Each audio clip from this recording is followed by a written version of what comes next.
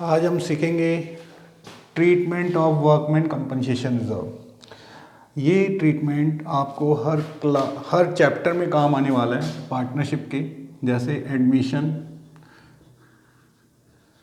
Change in PSR,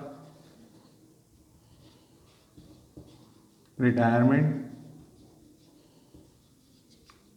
death. इन चारों chapter में एक ही ट्रीटमेंट हमें करना है, ठीक है। कोई डिफ्रेंशिएट नहीं है किसी भी चीज़ में, किसी चैप्टर में अलग नहीं है, तो सेम ट्रीटमेंट आपको सीखना है। तो treatment of workman compensation reserve, balance sheet में आपको दे रखा है वर्कमैन कंपनसेशन रिजर्व 60,000। पहले तो इसका मतलब क्या है, वर्कमैन कंपनसेशन रिजर्व 60,000 फॉर्म ने क्यों बनाया? भाई कहीं एक्सीडेंट हो गया होगा, वर्कर का हाथ मशीन में आ गया होगा, कुछ टांग टूट गई होगी, वर्कमैन ने केस कर दिया कंपनी फॉर्म के अगेंस्ट, तो कोर्ट में केस चल रहा है। तो कोर्ट में केस चल रहा है तो हमें पता है कि हमें कंपनसेशन फ्यूचर में देना पड़ेगा, तो प्रूडेंस हम फॉलो कर लेते हैं कि फ्यूचर के लॉस को आज ही बना लो। तो ये सोचते हुए हम कंपनसेशन रिजर्व 60,000 का पहले से ही बना के रखते हैं कि हो सकता है फ्यूचर में हमें 60,000 रुपये देने पड़े।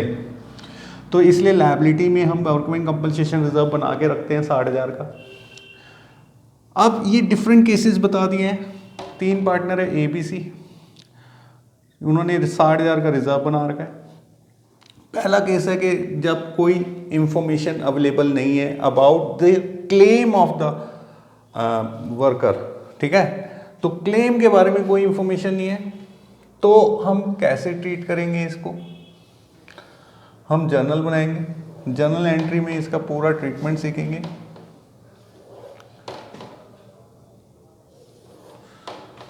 सबसे पहले देखो, this is credit balance, liability side credit balance होता है, तो इसको ख़त्म करना है।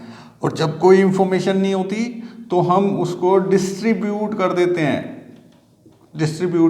हैं, ये मानकर कि कोई क्लेम ही नहीं होगा, ठीक है। तो इस पार्ट क्रेडिट को हम डेबिट कर देंगे। Workman compensation reserve account debit to A's capital account to B's capital account to C's capital account, being reserve distributed. जब कोई भी इंफॉर्मेशन ना हो तो रिजर्व पार्टनर्स में डिस्ट्रीब्यूट होता है, ओल्ड पार्टनर ओल्ड रेशो में। तो 60,000 पूरा क्रेडिट को हमने डेबिट करना है और उसे 3:1 में बांट देना है। तो 30,000, 20,000 और 10,000, ये हमारा केस फर्स्ट हो गया। This is case first. अब नो इन्फॉर्मेशन हो तो डिस्ट्रीब्यूट करते हैं, और नो क्लेम हो तो भी बात तो वही है, डिस्ट्रीब्यूट कर दो। कोई क्लेम ही नहीं हुआ तो रिजर्व पार्टनर्स में बढ़ जाएगा। तो कहने का मतलब है case first plus case second, इन दोनों का सेम ट्रीटमेंट हो गया, तो काम खत्म। केस थर्ड में देखो, क्लेम ₹30,000, क्लेम हुआ है 30,000 का। अरे हमने रिजर्व तो 60 का बनाया था, क्लेम हो रहा है 30,000 का, तो इसका मतलब बाकी का, मतलब लायबिलिटी बनानी पड़ेगी हमें 30,000 की। तो बाकी 60 में से 30,000 की लायबिलिटी ट्रीट कर ली, तो बाकी 30 का क्या करें, पार्टनर्स ओल्ड रेशो में बांट लेंगे उसको। तो करते हैं case 3, workman compensation reserve account debit 60,000 पूरा डेबिट होगा टू लायबिलिटी फॉर क्लेम, है ना। क्लेम कितना हुआ है, 30,000 का लायबिलिटी बनाया हमने, तो बाकी कितना बच गया, ये बना दो इन शॉर्ट। बाकी का 30,000 पार्टनर्स में बांट दो, A's capital account to B's capital account to C's capital account.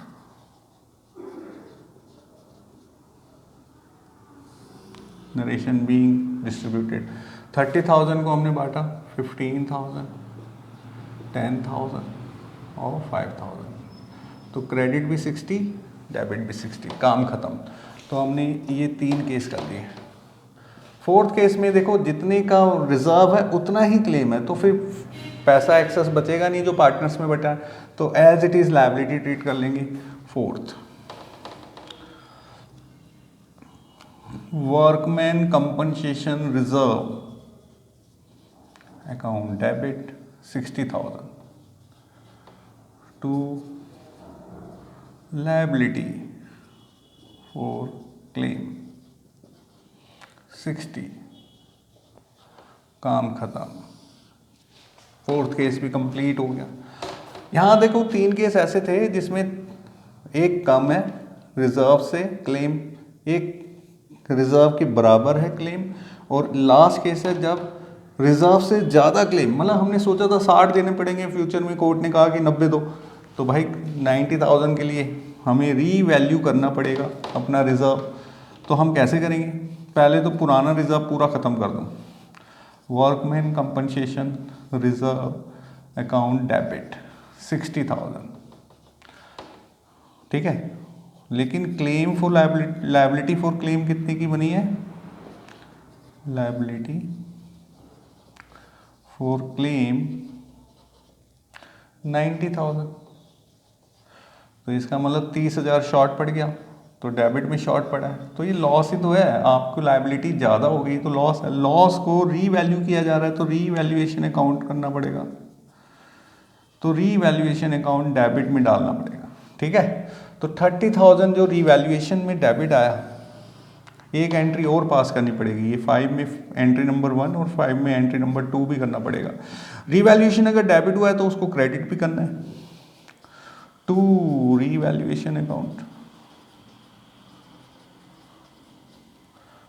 30,000, और ये लॉस है तो लॉस पार्टनर्स में बांटो, A is capital account debit, B is capital account debit, C is capital account.